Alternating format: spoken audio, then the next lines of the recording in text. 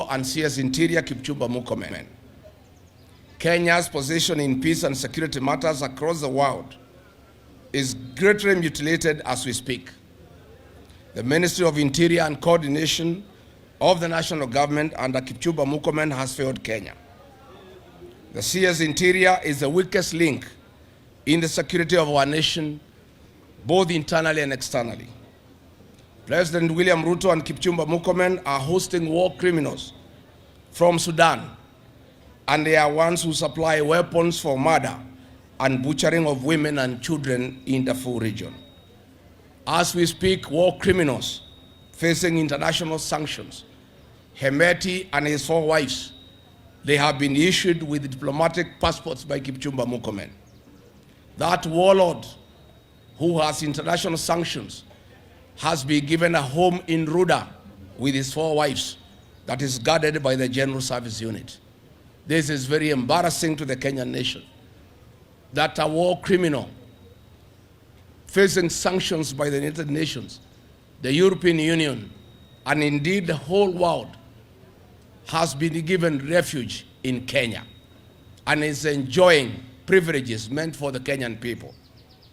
A warlord and his family, a man who has butchered women and children, have been given diplomatic passports.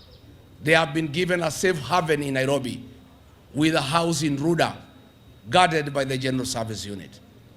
We are telling the international community that dealing with Hemeti and other war criminals is not enough.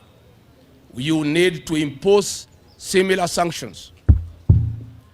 You need to impose similar sanctions to CS Kipchumba Murkomen so that he cannot travel outside Kenya, because he is the one giving diplomatic passports and giving safe haven to international criminals in Kenya. Number 2, as we go towards the general election, William Ruto and his people, sensing defeat, have decided to have selective issuance of IDs. Areas perceived to be against William Ruto, our young people are being denied IDs.